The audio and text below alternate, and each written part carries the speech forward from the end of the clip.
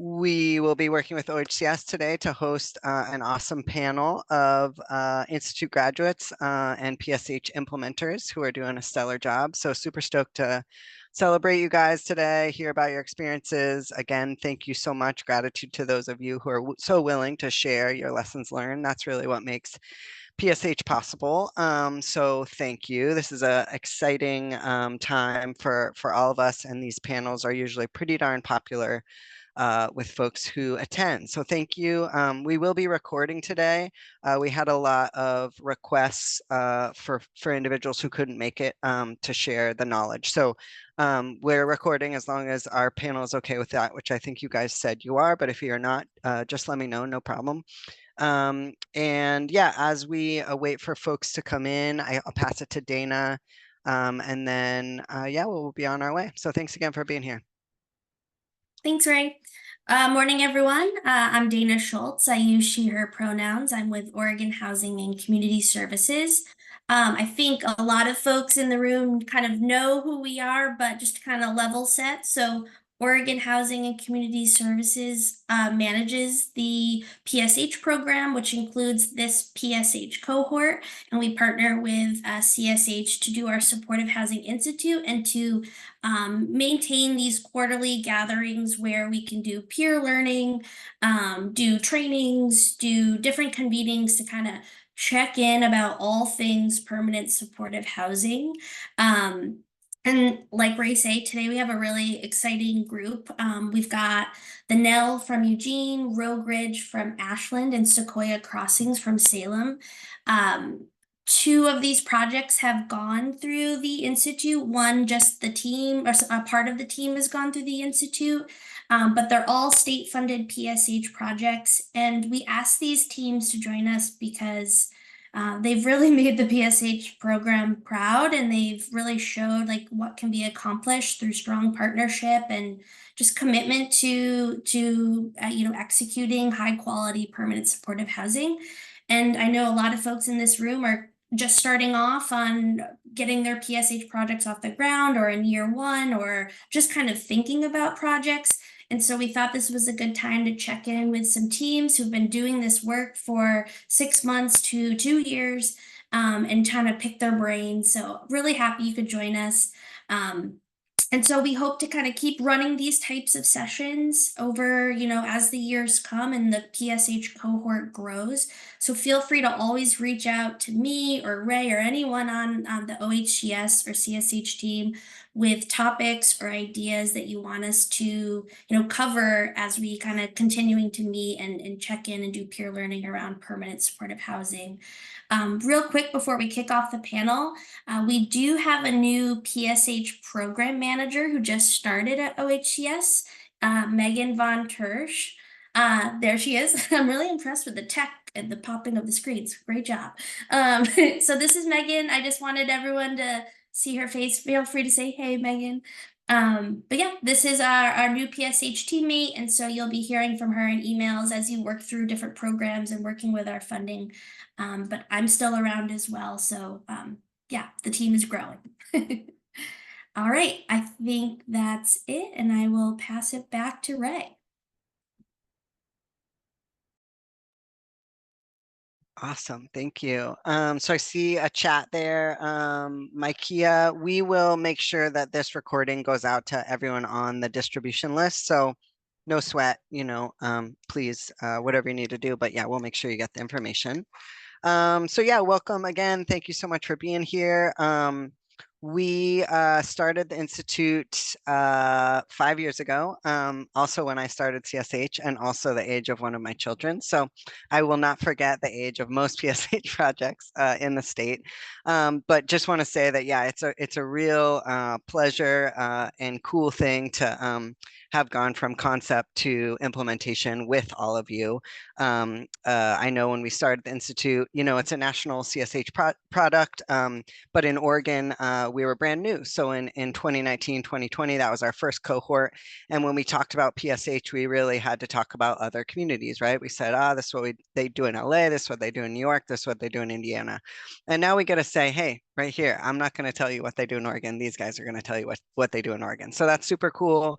5 years in, it's really grown exponentially. And like Dana said, we really have people who are embracing housing first and expanding PSH to all its glory.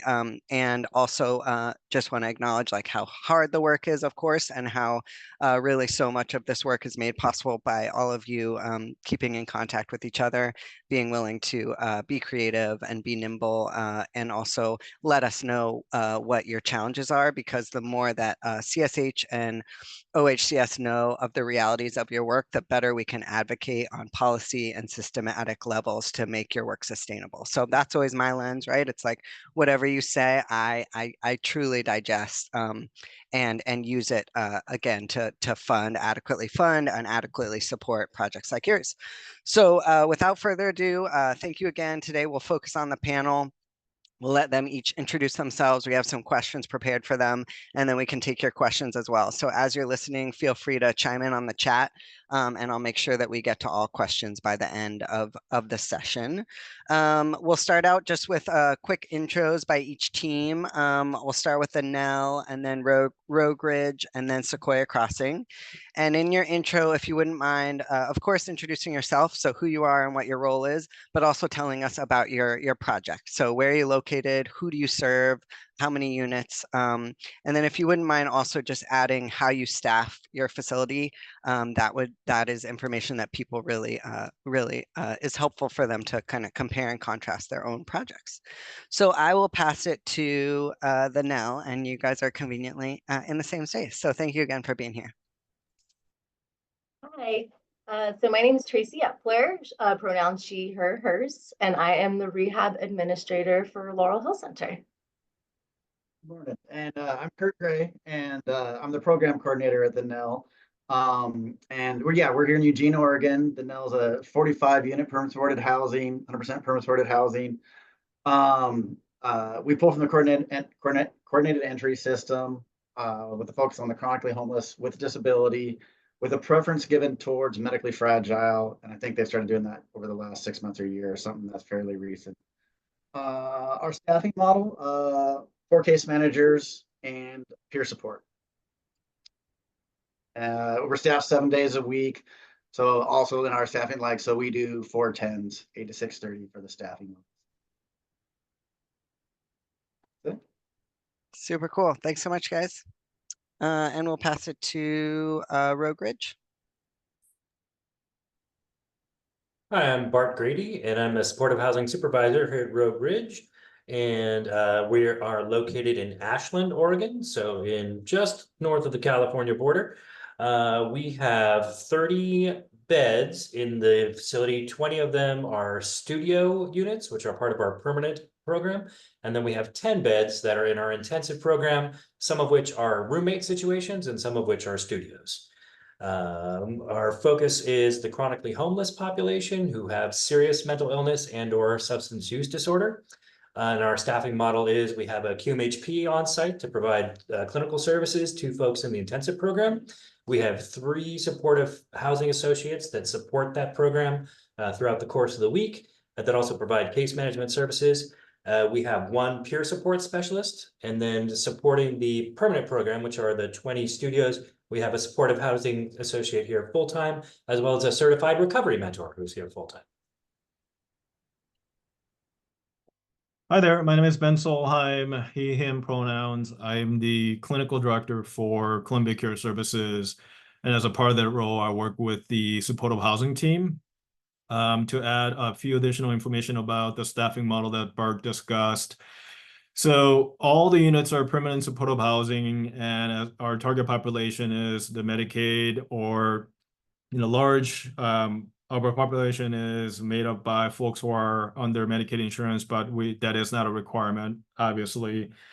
The staffing model that Bart discussed was achieved by a partnership with a CCO, coordinated care organization, to make sure that we have additional layer of staffing available to provide additional treatment and support services. So we have staff on site 24/7. We're not a licensed facility by any means, but we have done some creative problem solving in partnership with the CCO to add onto the 2 full-time positions that's funded by OHCS. And we were intentional about, making one of those positions a peer position to make sure that we have the experience represented there. And which will, the staffing model allows us to provide on-site presence and have staffing available for, crisis support as necessary.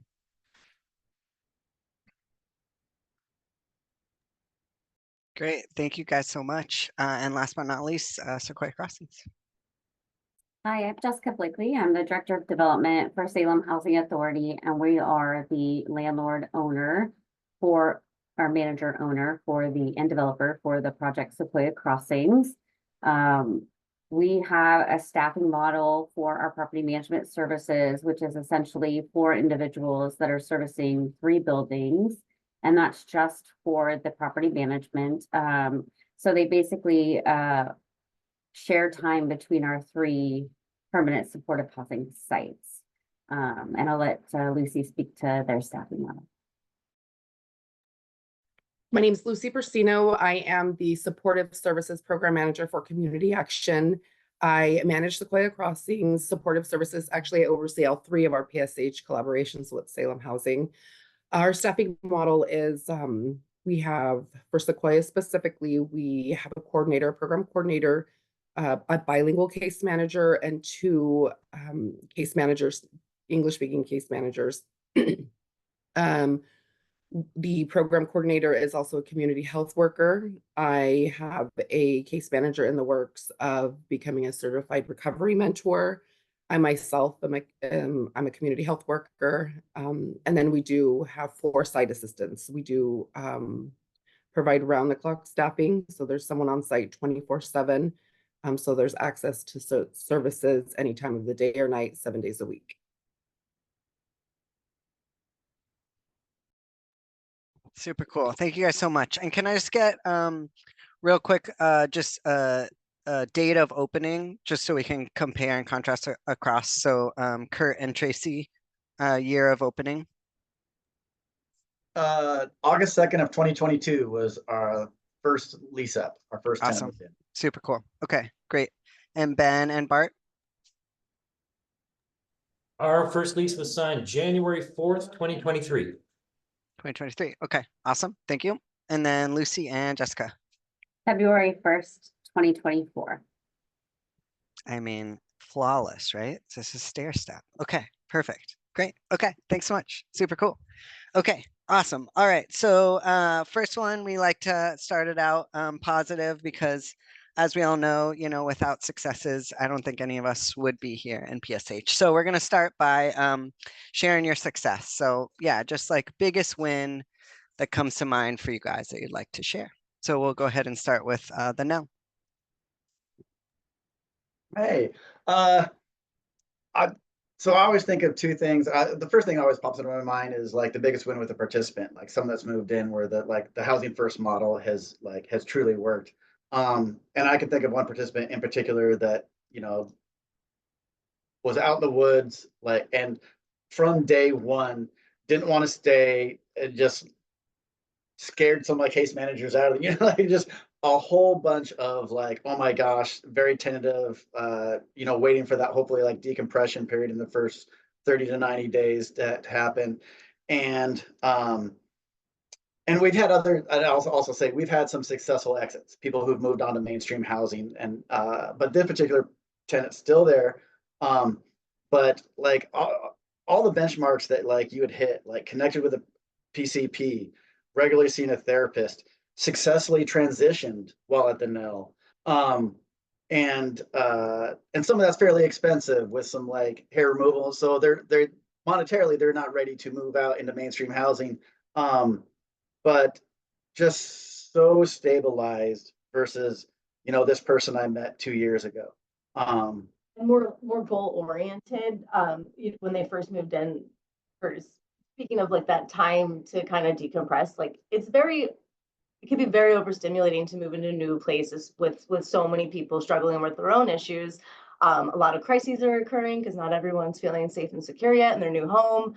And this individual was, yeah, camping in the woods. They weren't surrounded by anyone. And they often spoke about like, I don't know if this is right for me. I might want to go back out there. We would encourage them, hey, go camping for a few days and then come back to your apartment, you know? And after holding that space and making this person feel safe, they eventually were willing to meet with us to work on all those goals. And now, like Kurt said, yeah, they've successfully transitioned. They're connected with all the services, primary care, therapy, and now are ready to make the steps towards let's move on from here. And then I'd also like to say, like, on a much broader scale here in Eugene, I would say, and maybe the biggest win for permanent supported housing is the community, EMS, the police department, the NEL has really, I think, exceeded a lot of the community's expectations. Coming off a different permanent supported housing program that was about 2 years old when we opened up, that in all honesty was not looked kindly upon. So I think the weight was never put on us to be successful and like, hey, this is going to make or break permanent supported housing. But definitely, you know, other agencies, the city of Eugene, like it's definitely like put weight that permanent supported housing is a viable option again. And so like that is just a big win for permanent supported housing in general. Cool. That's so cool, guys. Thank you so much for sharing. Rogue Ridge, Ben and Bart. Yeah, we had one person who initially contacted our outpatient services because they were sleeping in a park in downtown Medford. And every day they would come in and ask for services and ask for help. And we eventually got them into some transitional housing before they were able to move into Rogue Ridge. And after some time here at Rogue Ridge, they were able to incorporate with our rental assistance program and are now living successfully independently in the community. So that was pretty great. And the other success stories I want to talk about are folks that are still here. So we have one individual who had been doing a lot of couch surfing and maybe spent some time in transitional housing. And they did move in, and then they weren't really making very many gains. They just were intensely anxious. They, would occasionally interact with members of the community, but otherwise wouldn't really work on any of their goals. And they really have just made a leap forward in recent months. They've gained employment. And are succeeding at it, which we were like, well, we'll see how long this lasts, but they're doing really well. And you can see the pride that not only that they have, but also the members of the community are very proud of them as well and very supportive, which is great to see. And the third person I'll bring up is someone who was actually our first tenant here. And as more people came into the building, he started to struggle more and more because it changed. I mean, at first he was like, the king of the castle. He was the only guy here. And so as more and more people came in, he started to have, some negative interactions with his neighbors. He turned up his substance use a lot, and then started to get in significant conflict with his neighbors as well, to the point where he was getting near to being, his housing being threatened. But so eventually he was able to turn it around, and he's still been with us. So he's been our longest tenant and is now he still has his struggles, but he is currently succeeding.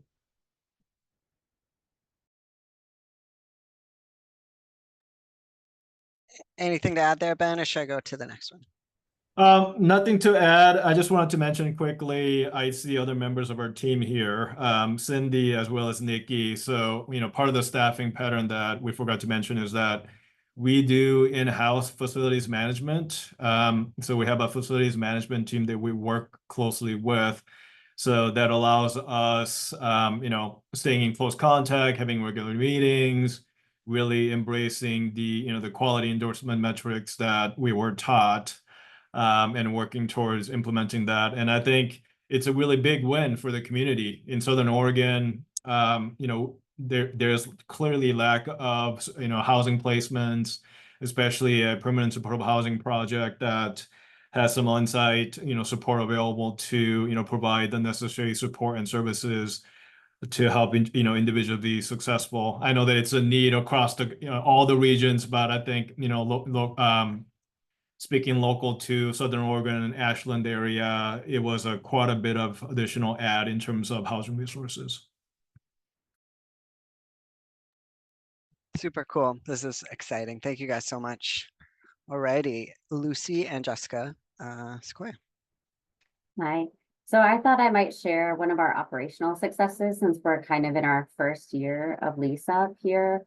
Our first two PSH projects went a little rocky during lease up. Not necessarily rocky, but we just had a lot to learn from it. So we implemented a lot of thoughtful processes in this lease up with the collaboration of Lucy and her team, really trying to learn from the experiences of our last couple lease ups. And we had one in the same year or very close to the same time.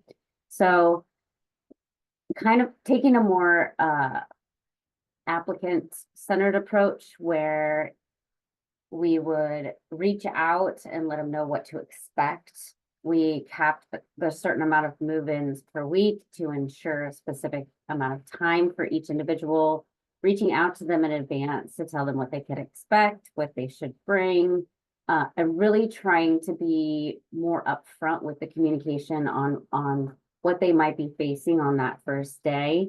One of the other neat things is that we did kind of a, I don't know, where it was kind of station related, where they would check in with property management and check in with services and go get their move-in packages and fill the unit, pick out what they want as a move-in package. And I think taking that approach, let the individuals meet everyone who's on site that's going to be essentially there with them.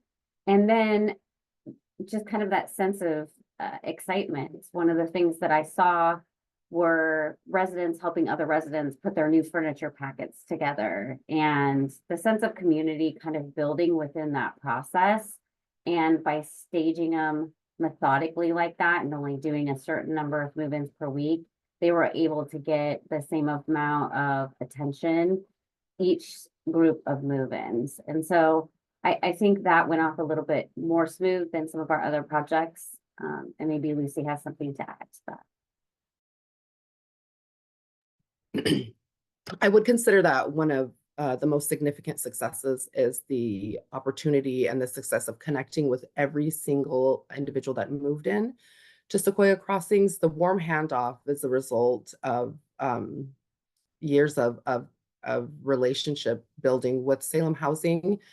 I would say that it has literally changed the way that I foresee doing any type of leasing up at any other PSH that I work with.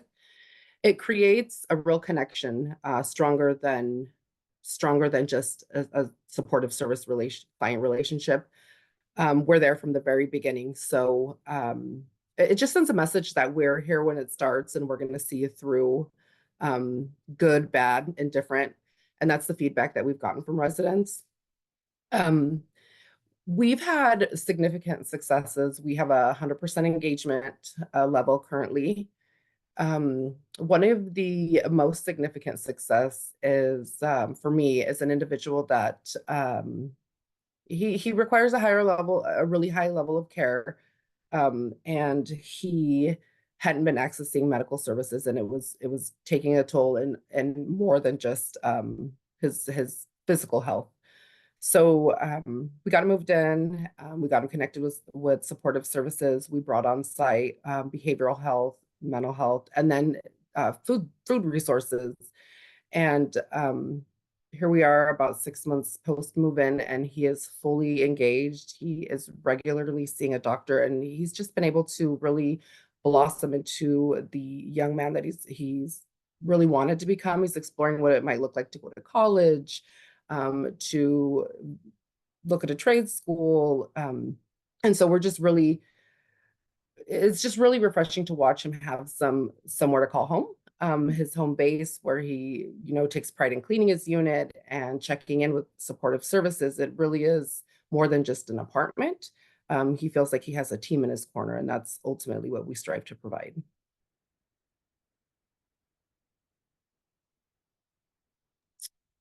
So cool, guys. Thank you so much. All right, next one, a bit of a can of worms, but we just want to recognize, of course, PSH, you guys each spoke to it, right? There's successes and there's rockiness. So if you could share, one of your biggest challenges at current in implementing quality PSH. So we'll go back to the now. Hey, Yeah, what a can of worms. We kind of always joke in that, like, when people are like, oh, that must be a really tough job or this or that. And it's not the participants. We often joke it might be other agencies or other, like, and Getting all on the same page. yeah. So at the Nell, so the building's owned by Homes for Good as property owner. They have Quantum as a property management company. So working with property management, and we collaborate very, very well.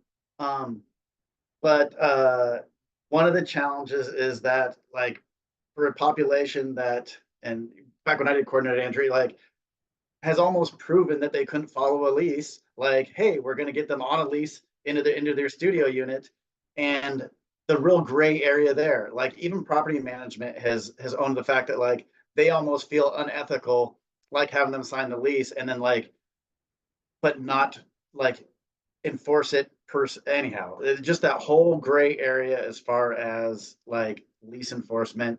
And we've done very well as far as developing that relationship over the 2 years. Advocating on behalf of the tenants. That's Yeah. Yeah. But I'd also, and this might sound like a broken record, because I would also be remiss, like, because it comes up on other steering committees or shelter program, like, across the board, like, new buildings are cool, this and that, the structures, blah, blah, blah, and they should be trauma informed and no blind corners. But really, it's the people that make up a top tier program. And I would say across the board, if a top tier programs with top tier people, I think, like, it's the reimbursement. Like, if you want dedicated, experienced people, we did our lease up with property management that had not a single person property management wise had any property management experience. Zero. They just started. Anyhow, so, like, this has come up in was House Bill 4004 in 2022 addressed that, like, hey, look, we're going to give you this money for mental health, but 75% needs to go directly to the employees. I would say oftentimes, like, one of the struggles is having the dedicated, like, top tier experienced people. It just comes to, like, reimbursement and wages and schedules. We at the Nell, I wasn't there for this part. Like, same thing. They wanted 24-hour staff. And we had to keep on arguing that down. And after about a year and a half of showing a lot of successes at the Nell, is when services went to an 8 to 6:30, 410s. Half the team working Sunday through Wednesday, the other half working Wednesday through Saturday. So there's still 7 days a week coverage. But for us, connection to services happens. It doesn't happen at 1 p.m. And we were able to, for the most part, stabilize the building after the first year to where that was a feasible option. So, that's, unless you got anything to add. It's not the participants, though. Like, everyone wants to say the challenge is the participants, and that, not that they're not there, but, like, to me, that's our anticipated. Those are the people that we get to work with. We're working with the most vulnerable in the community. Thank you, Kurt. Thank you for saying that. That resonates. Thank you. That's awesome. Rogue Ridge. Well, I mean, I think it's a work in progress still, where we're looking at a lot of different things, and I think this is the the biggest supportive housing program that our organization has taken on and implemented, and there's lots of challenges around that. And I'm sure everybody's thinking about this, and I think it's important to bring up. I think one of the biggest challenges that we've been dealing with is workforce. Turnover, retraining, training, ongoing support, identifying the best way to, provide support to our teams so they can, in turn provide best, care possible to the individuals living at Rogue Ridge. And I think we've been trying to be really intentional about, as I mentioned earlier, embracing the, CSH's quality endorsement metrics, as well as harm reduction, the housing first model. The reality is that it's relatively new to a lot of folks. I know that it's been around for a long time, but the challenge that we're having is that, ensuring that we're having those discussions or, engagement with folks who are doing the work on the ground so we can sift through some of those challenges that come up for them. So we are sort of, establishing some guide rails and redirecting them in a direction where they're embracing the housing first and harm reduction models. And, folks who, with the boots on the ground, working with, our tenants on a day-to-day basis, that can be challenging due to, numerous reasons. So I see that as, one of the ongoing things that we're trying to be intentional about, that we're, making sure that we're paying attention to. So, Bart, if you have any, I'll let you speak to the day-to-day stuff. Yeah, I mean, one of the challenges that does arise is sometimes we have folks that are still kind of retaining their street life, and then we have other residents in the building that really don't want that around. And so you have kind of that conflict between folks that are still trying to engage in that type of community, as well as folks who really don't want to have anything to do with that type of community. And so we do occasionally we have had many conversations in our community meetings about what people are looking for in their living space. Awesome. Thank you guys so much. Jessica and Lucy Sequoia. Yeah, so I echo a lot of what was said. My first thing I wrote down was staffing, because it just takes so long to get people up to speed training wise. We find that there's a stigma sometimes that comes up of like fear. I can't work there. It's, scary, or there is some overcoming of like what they think the property is like versus what it actually is like. And then property management, traditional property management, it doesn't involve this element of working with services and talking about eviction prevention, and it feels very foreign from traditional property management. So there's a steep learning curve for anyone coming from any type of traditional property management. I know that our leadership team has taken 8 to 10 to 12 month stints at working on site to really try to understand that connection between services and property management and where those lines are. I mean, we've got one project that's been open for 4 years, and we're still talking about roles and responsibilities as the resident population changes over time. We've got another project that opened over a year ago and is stabilized. We're still talking about those roles and responsibilities. And even though Arches, Lucy, all of these individuals, we've all been working together for 5 years now on permanent supportive housing, maybe 6. We still have to frequently come back to the table and talk about what's working and not working. And the burnout is real from top down, bottom up. I mean, all staff are feeling that level of burnout. We could use twice the staff that we do have, honestly, especially through stabilization. A couple of the things that we've really had to jump into this year is hiring a dedicated security asset for our 3 projects that are trauma informed. And so we have somebody who does our nightly patrols and is very trauma informed and does great reports and works with the tenants and is very well known. But it's very expensive. So that's something that we had to add in after the fact.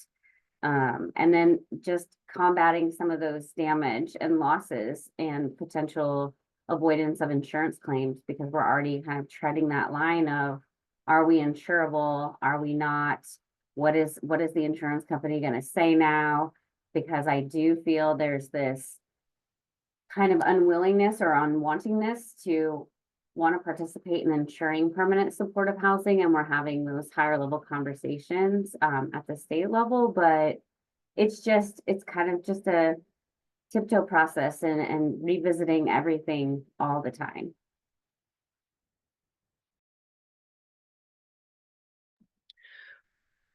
I think some of the challenges, I would echo Jessica and Kurt, staffing 100%. I do feel like I do experience a little bit.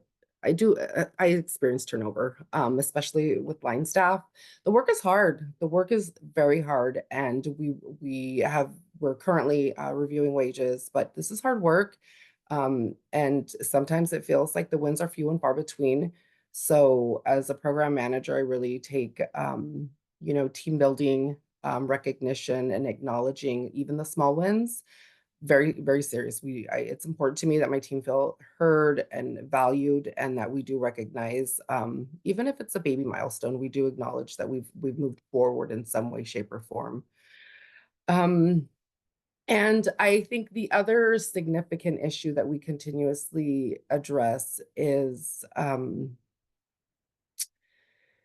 supportive services, what our scope of services versus property management. We continuously have to mentor or coach or offer these little learning sessions to our entire communities, because sometimes supportive services, we're expected to go and quiet a barking dog, or go ask someone to move their car, or it's just a wide range of things that it really isn't in our scope of service. But what is in our scope of service is the education piece, where we get to support these individuals learning what a property manager does, and how we can support them interacting appropriately with property management, and then how to utilize supportive services. All things considered, we do house the most vulnerable, chronically homeless, so we understand our audience. And so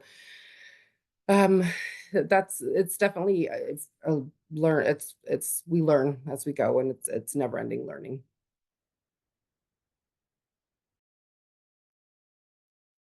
Super cool. Thanks, guys. Thanks so much again for sharing. All right, this next one, you guys have kind of brought it up a bit, but just wondering, as you've all stated, right, crisis is expected for our participants and even our staff, right? The impact of dealing with crisis. You kind of have to respond to both at once. So just wondering, best practices that you are implementing, to manage these ongoing crises that do occur. And we'll start with the Nell. Yeah. I was gonna say, I mean, I guess first and foremost, I really try to lean heavy into like the proactive engagement piece. I would say, like, hands down, it all like hinges on rapport. We and part of it is like, because I joke with property management and other people that would push for services to be there 24 hours or much longer, is like, you don't have to de-escalate a stabilized person. So like when we're proactive and we're really working closely with the people, like we're getting to the doctors, we're getting them connected to therapists, we're making that human connection. They've got goals, they wake up with purpose. And crises still happen. So and I feel really fortunate at the Nell. Laurel Hill was contracted for services, so Laurel Hill foremost is a mental health agency.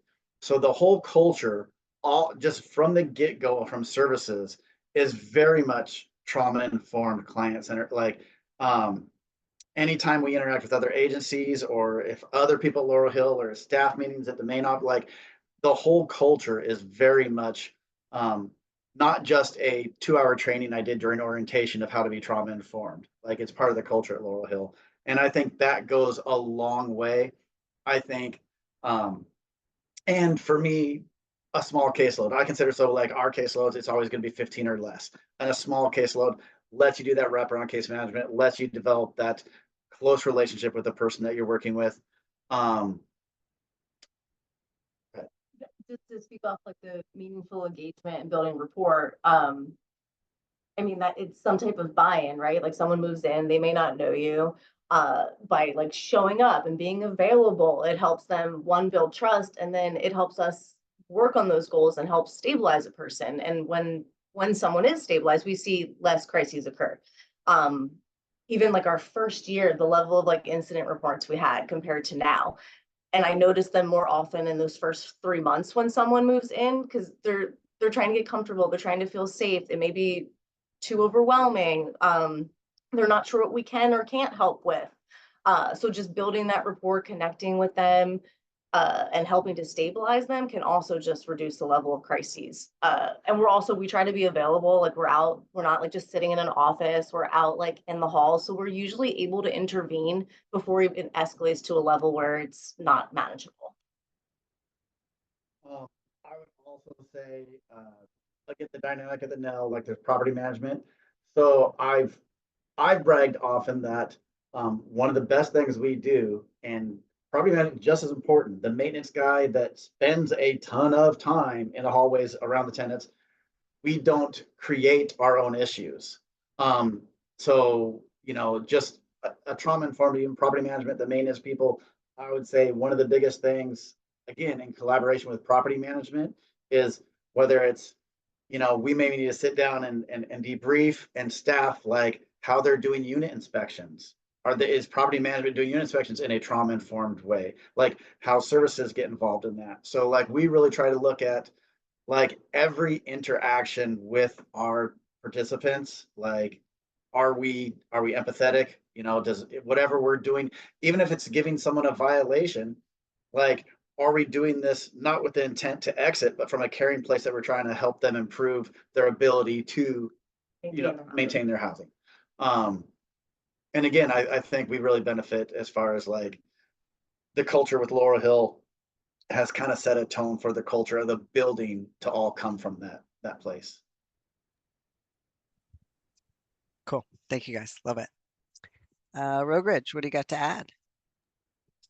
So I think we look at it in different ways. So we're looking at in terms of training our staff, as well as creating a system for communication when traumatic events happen to help support our clients as well as staff. I know that not all organizations who is part of this chat today may be set up for that, and I'll get into that a little bit more. So we've been talking about training a lot and doing a lot of trauma-informed principles and being principle discussions and being more intentional about that and training our leaders and just basically asking the question, like we talk about being trauma-informed and providing TI oriented treatment. So what are the principles?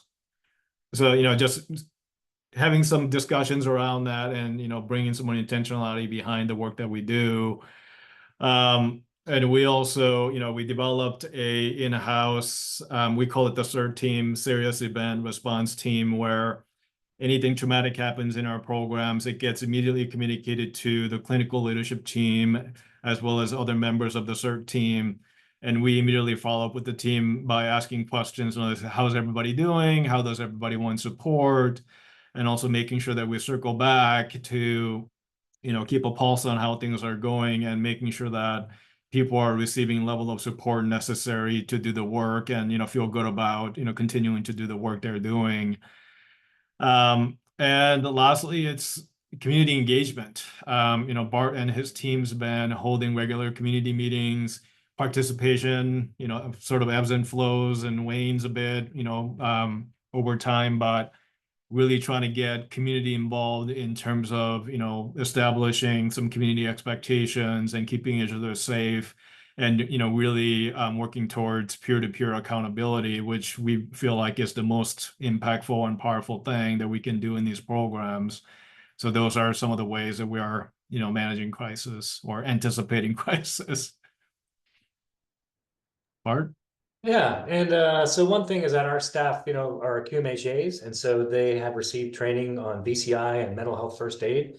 And so really, I've even made a little cheat sheet. There's acronyms involved in both of those modalities that, give you steps to follow. And so I've created a little cheat sheet for my staff. So it's like, and I'm consistently reminding them that when they're faced with these challenges, go through the acronyms and, follow the training that you've received. And also it's been interesting to train staff who weren't sure what to do when there was a crisis. Part of my little cheat sheet involves like maybe when to call 911. People are like, oh yeah, they were on the ground, but I don't know, they seemed okay. And so they got up and went to their apartment. I was like, okay, wait, if they're like on the ground, like let's call 911 and get them checked out, even if they don't want it, because that could be part of your verbiage too. Be like, hey, you know what? You might be nothing, let's just have them come check you out. They'll just take your blood pressure and stuff. And if you want to send them away, you totally can, and still support them through that process, but also just have that recognition of like, okay, guys, let's take some action on this that isn't just like making sure they're able to stand up and walk. So that's been a good learning curve to get used to as well. And we do pretty well with it. I would say it's, sometimes we have days where the ambulance is here twice a day, but fortunately that's pretty rare. So. Great, thanks so much. Jessica and Lucy rounding it out. Well, I can say there have been many times where I've just called Lucy and said, SOS, need your help. Because there's a lot of things I don't know from being in property management for over 2 decades, but only a small portion of it with the PSH specifically. And so I want to make sure the way that I'm addressing the client in time of crisis is correct. And so I lean on Lucy as our kind of subject matter expert to guide the decisions. And after a while, I feel more confident in what I'm doing, but it really does take that self-check before property management engages a crisis and ensuring that it's the right time and the right approach. And so I lean heavily on Lucy for those specific things. And it's kind of like a all hands on deck. Hey, what should we do? How should we respond to this? Obviously, if we need to respond in the moment, we will. But if there's an ability to stop and take a breath first, that's usually the way we go about it. And then, working alongside and kind of like what Kurt was saying, working alongside services and doing that case conferencing in advance to really try to prevent crisis from happening, or at least to understand when it's building to crisis level. And then also working with services after the crisis to see, how are we going to address this through lease enforcement or support? Is this something that, property management is going to take on and do lease enforcement right now? Or is this something where services is going to do that intervention, get involved, work through an eviction prevention agreement? Because we've had, situations where individuals have acted out of a traumatic event that took place. And so, we've had individuals have their children taken from them in the hospital, and then understanding when they get home that we know an escalation is about to happen or could potentially happen. And so it's really having those conversations and starting to anticipate when potentially a situation could escalate and being ready for that when and if it does happen. So those are some of the things that we do. So I agree. Communication is everything. Communication between your team and between your service providers and your property management. We, at all 3 of our sites, we do case conferencing with property management. We try to do it every 2 weeks.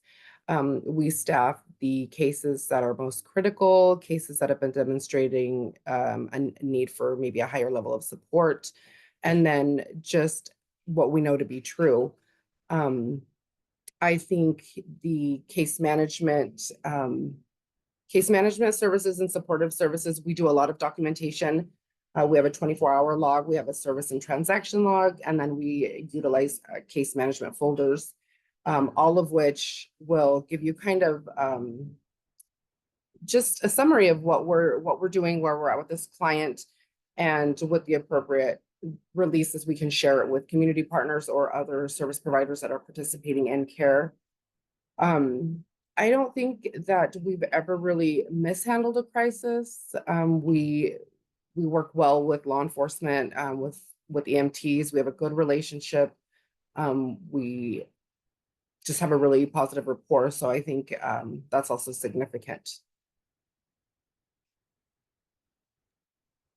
Awesome. So good, guys. I want to follow up, Lucy, on what you said. So you said you do case conferencing with property managers every 2 weeks. I love that. And a lot of, what we emphasize in the Institute, right, is like those collaborative meetings, regular occurrence. So I'm just wondering, Kurt and Tracy, and then Bart and Ben, what is the frequency of a collaborative meeting like that for you guys? And maybe same partners or different partners, but just curious. Well, I can say at the Nell, we have a scheduled every 2-week collaboration meeting with the property ownership, Quantum, the property management and services. We have between the on-site property management and services team a weekly meeting. But I mean, really, I just yell like their door's open, my door's open, and I'll just be like, hey, or like we work very collaboratively day in and day out on everything. Yeah, it's been a while since in January, I moved back over to Laurel Hill Center, but prior to that, I was based strictly out of the Nell. And it was really nice because, I mean, our offices were right next to the property manager. So if there was an issue with the tenant and like, hey, they're getting a request for assistant, we're getting a request for assistant, or hey, they're talking about putting out a notice, we'll just be like, hey, Sarai, can we chat about this? And we'll pick an office, we'll all sit down together and we'll just kind of problem solve and talk about it right in the moment, as opposed to like waiting for that scheduled meeting to happen. So we're very fortunate to have such a good relationship with the on-site. Yeah. Super cool. Thank you. And Byron, Ben? We have a monthly or bi-weekly supportive housing leadership team meeting, as well as a monthly meeting with the facilities management team as well.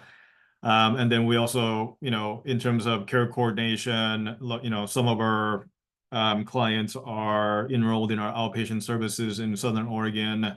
So we do have internal cross systems meeting for additional care coordination and discussion as necessary.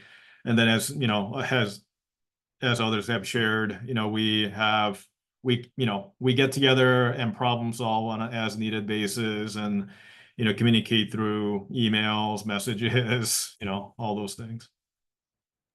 We want to give a shout out to Nikki, who's also on this call. She is the property manager liaison that works with Road Ridge, and we're in regular contact. Super cool. Awesome. Well, you guys have been so amazing. I'm just going to do one more question and then we'll let the cohort, chat with you if you want.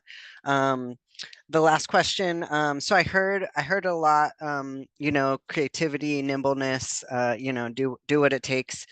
Just curious about kind of, so of course we're working with folks from Institute, so planning level, right? You don't have any tenants you're working with, you don't know exactly the needs, and then you plan out services and the rest of your design. So I'm just curious if you've had any unexpected needs come up. Of course you have, and how you respond nimbly and how you create that sort of living operations plan throughout your building.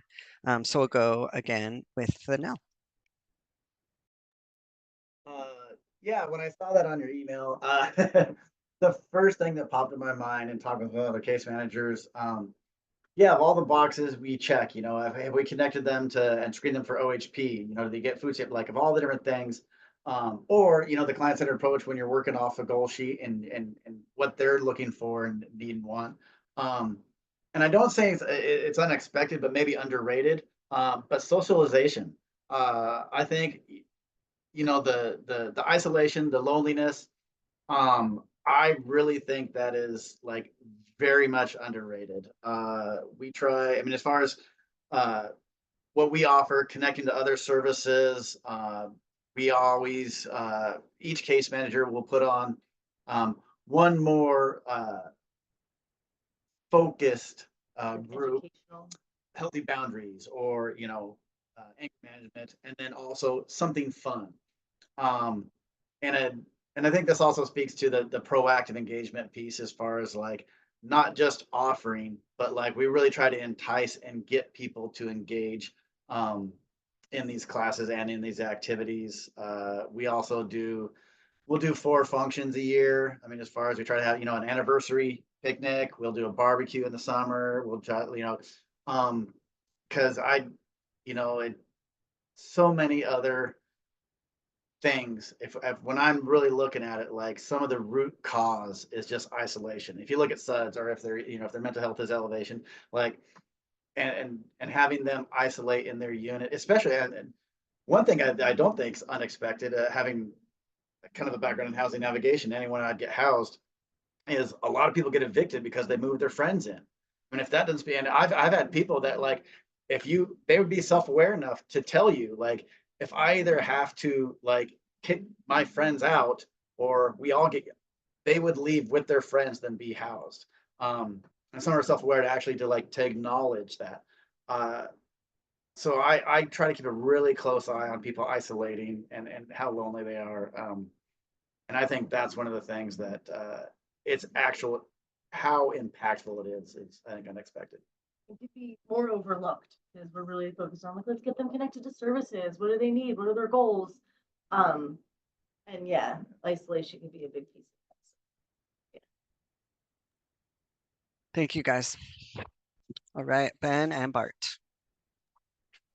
I want to echo what Noel said there, that yeah, so social connection beyond like our building, this can be pretty difficult for our residents. Sometimes there's not a lot of like social groups or clubs like in the area, particularly ones that aren't based on like the physical aspects of things. Like we live in a beautiful corner of Southern Oregon and there's a lot of like hiking and trails and cool stuff to do. But if you have, you know, mobility issues, then there's not a lot to do. And, you know, particularly things that aren't like a bar or something like that.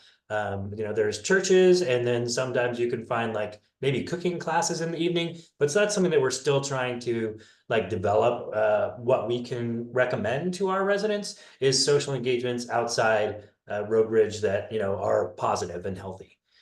So, and then the kind of the other unexpected need is just the mobility issues with some of the folks that we have had come in is, you know, people tend to, of course, maybe downplay some of their issues before they, during their screenings and such like that. And so we have had a fair number of people who come in and their wheelchairs are broken or, you know, maybe they, you know, need some type of additional supports and such like that. So we've, you know, tried to pivot that pretty well and use some OHCS funds to get that accomplished and also work with our facilities maintenance team to try and make the improvements that are necessary to those units. But for example, we had a fire alarm and we discovered that when the fire alarm goes off, that the elevator doesn't work.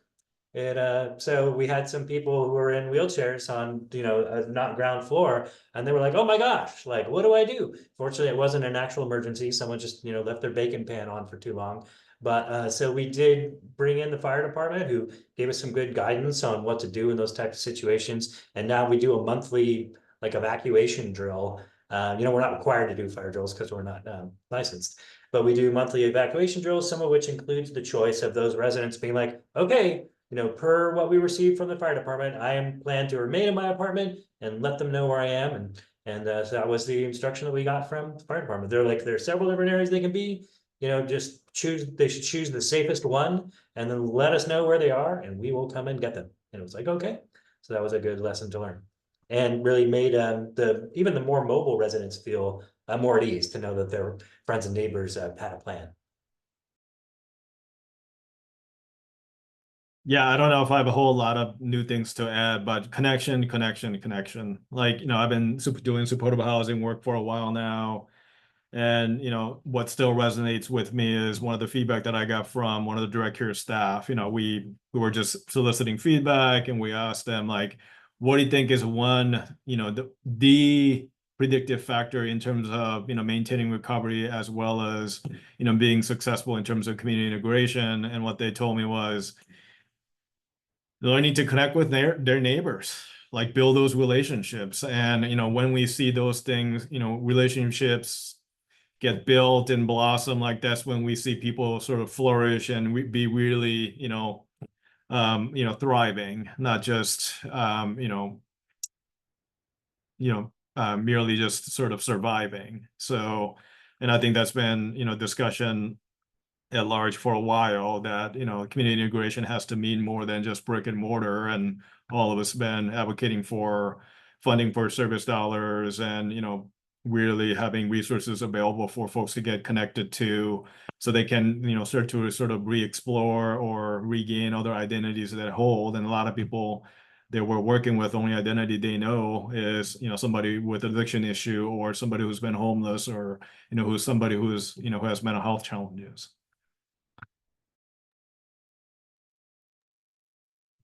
Jessica and Lucy.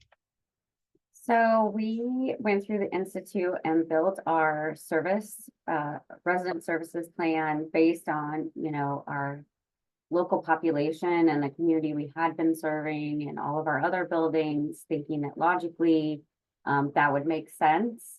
And then after beginning lease up and receiving referrals, I would say, and Lucy can correct me, 25 to 30% came over as youth, which was a completely different demographic than we had thought we would be serving. And honestly felt like it would be similar or the same as the our population of our other PSHs, but very, very quickly learned, and I want to say within hours or maybe days, and Lucy can correct me, that the youth require a different service delivery. Not only in the way it's given from the individual to the individual, but just the type of service delivery, the type of ways property management would engage, the type of situations we would encounter. As far as, that first 3 months, we know it's going to be everybody's getting to know each other, a challenge. But when you mix kind of that older generation with the younger generation, it was, I'll let Lucy speak to it because she was there for all of the days.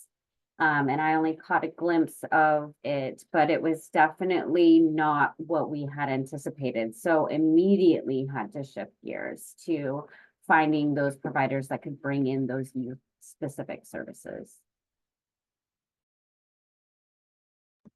Yes, the young adults. It was a game changer. It was the first time for my entire team.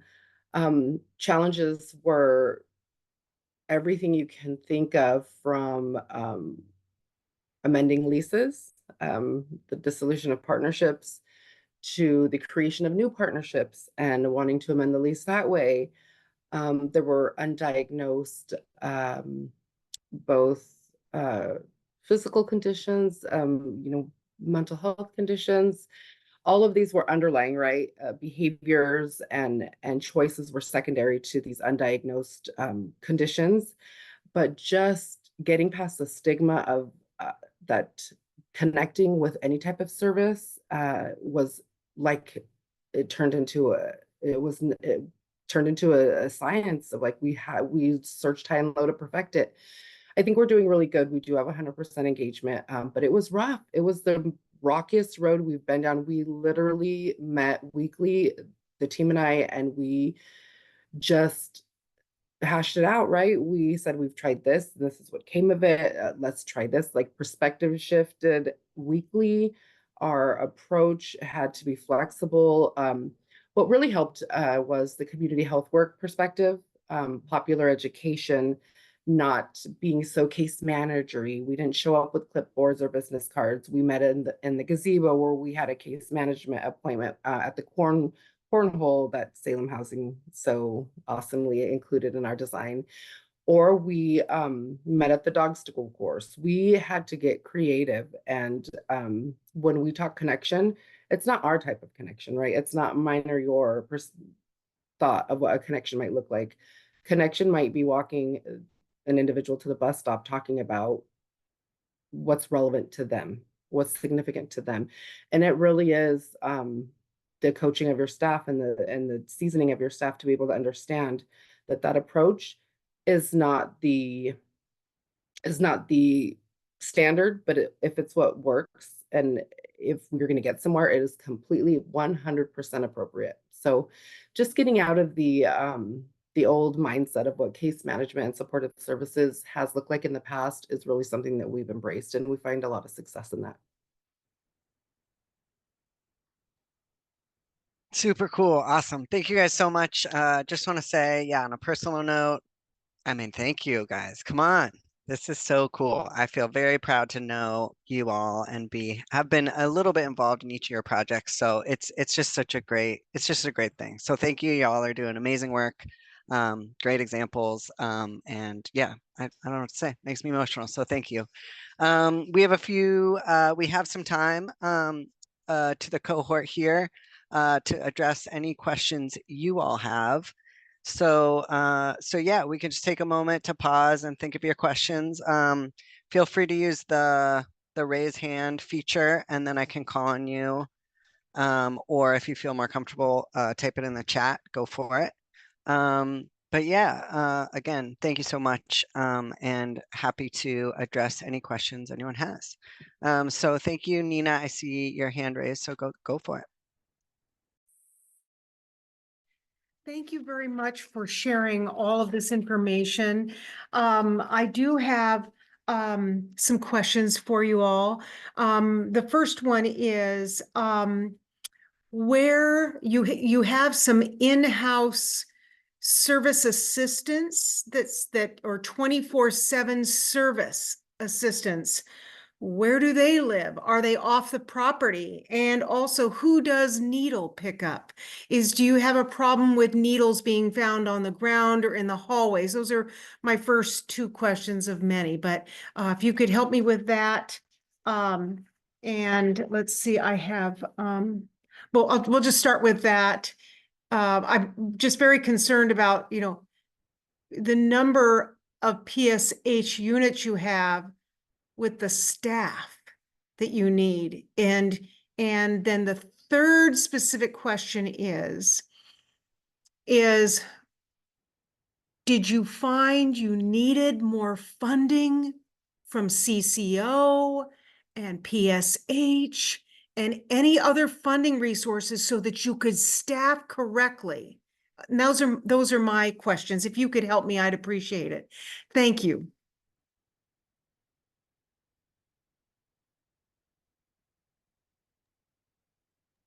Yeah, please go ahead. Thank you. Yeah, I can speak to some of that. So we have a resident manager that has his own apartment that works with our property management folks. And then we have so there is a supportive housing associate who sleeps on site. There's quarters that are part of the office here that includes, full baths, there's full kitchen. That is also, utilized for client things as well. Maybe Ben could probably speak more to the funding source. I can share that we don't encounter any needles on our grounds or in our hallways. We do have one individual who we know regularly injects drugs, and he has his own drops container that he maintains. Mm-hmm. So, thank you.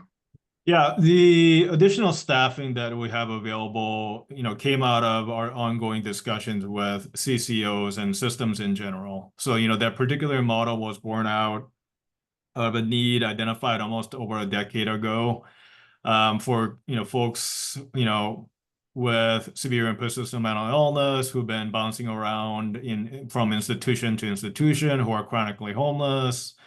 And we were just trying to problem solve in terms of how do we create an environment that provides them with potentially the necessary supports and have the staffing availability that's so crucial to helping them, sort of meeting them where they are, as well as build a structure that enable us to have the constant oversight that's necessary in terms of different level of acuity that we see in the houseless population. So that's what we did, and we talked to CCOs, and it wasn't a hard sell by any means. And we had to let them know, like, this is our target population, and we are aware that you're struggling to serve, certain members under your care that fits both bills. And in order for us to do that, and the sort of the better practices out there is to have treatment services available on site for multiple reasons. And we were able to get additional partnership and funding from CCOs to make that happen. Wonderful. Thank you. And Jessica and Lucy. So for the staffing question from the property management perspective, we started with a lower amount of staffing, but we intentionally overstaffed and we sought out grant funds because we recognize that by going with the staffing model we originally intended, the turnover increased. And so the cost of turnover far exceeded the cost of just overstaffing. And then working on a long-term cost center for those individuals through Pacific Source and some grants that they have put out that we could maybe look at as a funding source long-term. Right now, our commitment to these projects is that Salem Housing Authority is paying for and subsidizing any needs. The one project though, Sequoia, was funded through this institute as well as through OHCS. That particular project is funded adequately. And so only projects that we're struggling with right now are those that did not go through and receive this operational funding for support and the rental assistance. So kudos to that program, because without Sequoia Crossings, we wouldn't be able to have that share of cost burden with the other sites that we operate. As far as needles, we're all trained on bloodborne pathogens. Even myself, I'll pick up needles if we find them. Typically, Sure. not the residents necessarily that are dropping them. It seems to be more so their guests that arrive on site. So we do have sharps containers on site, and the PPE is provided from property management for services if they need it as well. And then let's see. The funding we find is pretty adequate for the property management side for Sequoia, but the issue being more so that finding qualified staff is more of a challenge than having the dollars. So, but Lucy maybe can speak to on her side of the services. Thank you. So what I wanted to mention, Nina, was that on-site staff.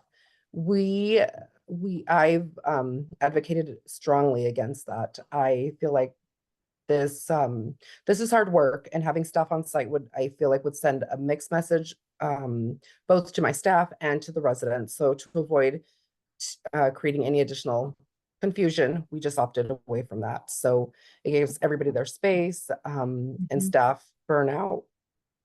Hopefully it helps it happen less often. And as far as Jessica, did you say support? What question did you delegate to me? I'm sorry. Oh, just if the service level funding is adequate in your opinion after starting to operate the building from the service perspective, because the majority of the budget for staffing is for services. Right. I think yes, our budget is adequate. I think we've got sufficient staffing and then service dollars as well. Of course, Salem Housing does help with that. Thank you. Go for it, Kurt.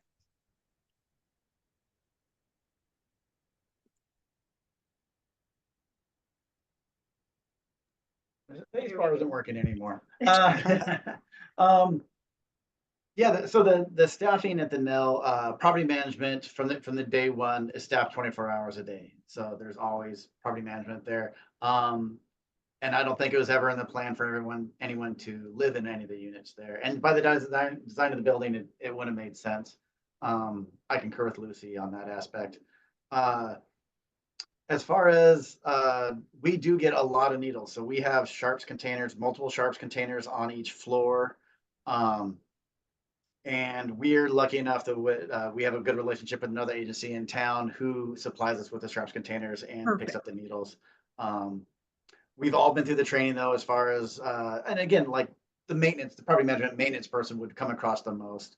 But yeah, we've all been through the training as far as if we see a needle, how to properly dispose of it. And we're also all trained for the lock zone too, and we have that on site as well, because that's pretty prevalent around us. Yeah. Funding.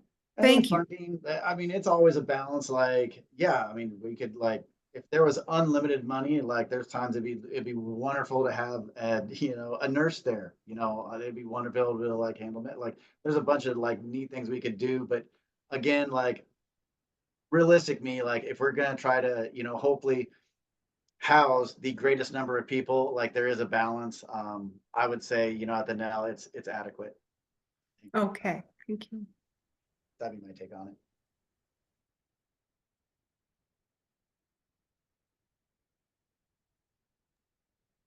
I have another question if no one else has raised their hand. Yeah, I think that I was just checking too. Okay. Yeah.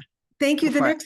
The next question I have is when you turn the property, say you're unable to keep one of those tenants there and you have to turn the property, your maintenance people come in and and again, you've probably had some insurance claims. What I'm concerned about is my building and being able to fix it, especially when it's brand new and the drywall's ruined. There's all sorts of things happening. I need to know, are most of them quite expensive to turn at all times? Are some just, they've never been touched and they've been in there? So I kind of want to get a feel for what you see in your buildings when a tenant moves on or transitions to another area. Thank you. I can speak to that from the property management perspective if that helps. So I would say it's a mixed bag. We've had some that are substantially damaged, that have caused damage that have carried over into other units. Sometimes it's related to bed bugs, pest control, you know, which we have to control that essentially through an entire building. So I feel like it's been a mixed bag. We're grateful to have the PSH mitigation fund, which potentially, you know, we'll be sending some stuff to because we do have those really big claims too, sometimes that just are so detrimental to the building. But I would say overall, the service interventions on site have really limited the amount of damage to the property, and the turnovers have been, especially ones that want to continue using their vouchers. So some of them we have project-based Right. vouchers on, and the only way for them to move on essentially is to get that reference from the property management team. So we work with them. Services will work with them in intervening before that move out to help minimize some of those costs. Plus, services is involved with all of our inspections. So inspections are quarterly. They'll do pre-inspections in anticipation of our inspections. And so I think those preventative items on site have really kept us ahead of the game, because the interventions will happen from services before we get there to do their move out. That is amazing. Thank you for that.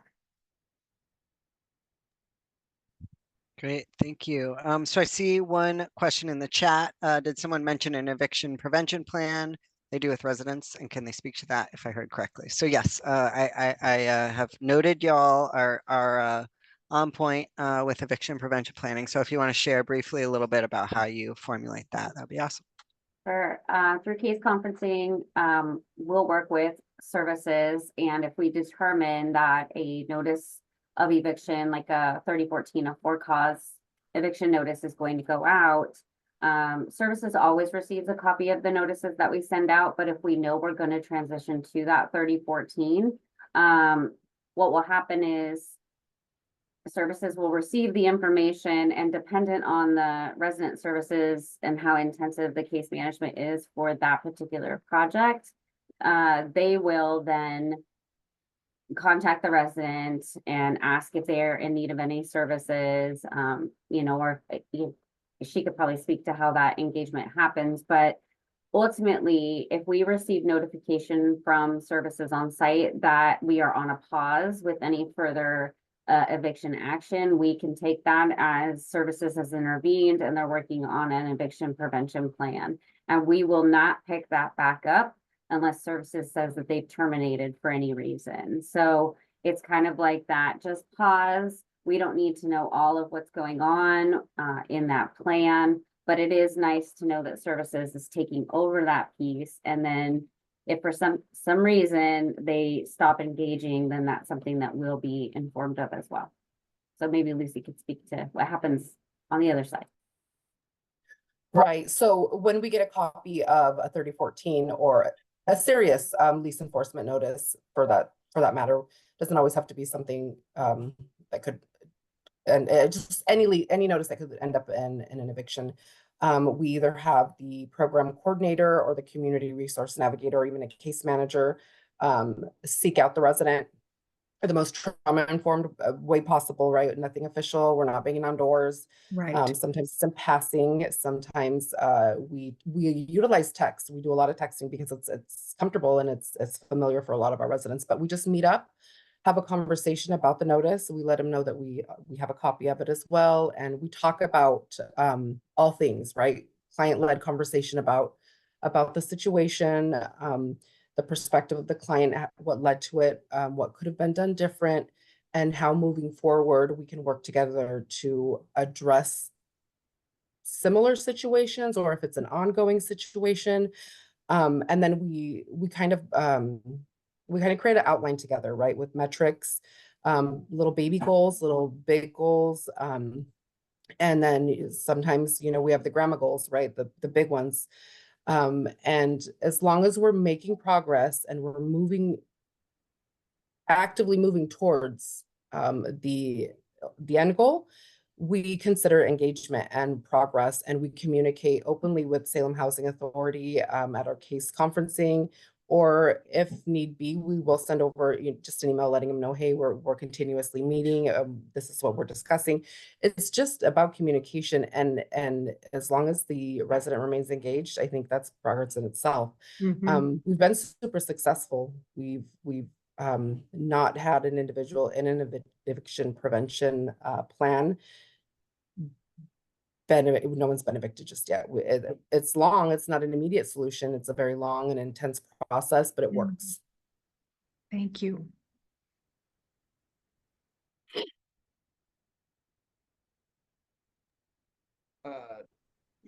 So we have, so when it comes to the progressive lease enforcement at the NEL, like we have a lot of SOPs as far as like whether it's a letter of concern violation, we call them RFA, a request for assistance, goes to services. So we get involved.